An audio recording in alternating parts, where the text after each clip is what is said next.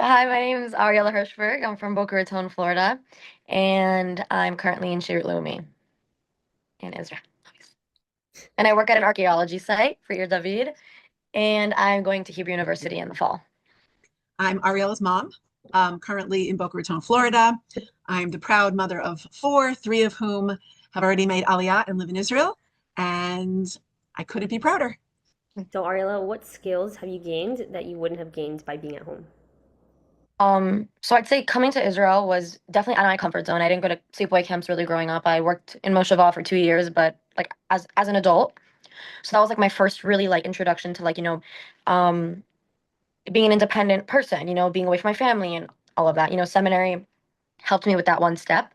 So definitely leaving Florida and, being in seminary itself, I don't have my parents, helping me with things I need. And, I'm used to having, my dinner every night from my parents and this and this and this, but I had to pick up my, I had to pick up my medicine. I had to make my own food if I didn't like the lunch. I had to buy like everything becomes, if you don't do it, it won't happen. And I knew that leaving my house, let alone leaving the country in a foreign country where I wouldn't say foreign because I'm obviously Jewish, but the language was still not so fluent for me. It was very, very hard. And then, last year also then living in like my own apartment and then making Aliyah. Making Aliyah is like, I think the best test to really test your independence. When I met Aliyah, I did everything myself. Thank God I have a sister here and a brother-in-law and tons of family. So I think that if I stayed in America and I was dealing with like, the American bureaucratic system and the American, all of this stuff also in English, it would have been easy. It would have been me just continuing what I've always known, coming to Israel and then, having to deal with the banks and dealing with my getting my money and the health insurance, my license, my passport, registering to vote. Like these are things that like really put me out of my comfort zone and also really tested me. And every single thing I needed to get done, I got done. And I don't think that I would have I've never been more confident in myself in like social settings and that I ever was in Florida that I think I ever would be if I did stay in America and continued like, that path that I was on. I mean, living, 6,000 miles away from your family and, the language that you're used to and what you're used to in general. Really like it really shapes you to be another person. And that definitely happened to me. So. Ms. Hirschberg,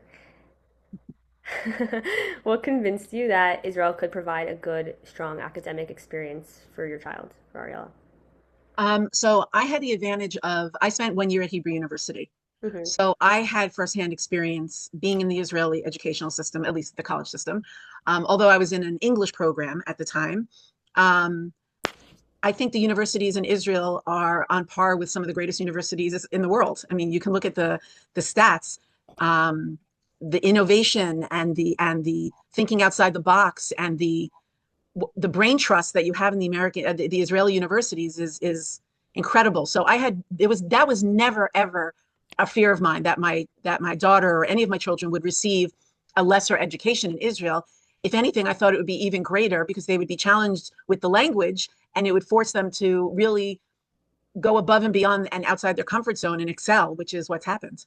If you're a parent with questions about choosing college in Israel, schedule a free consultation at thefutureiscalling.org.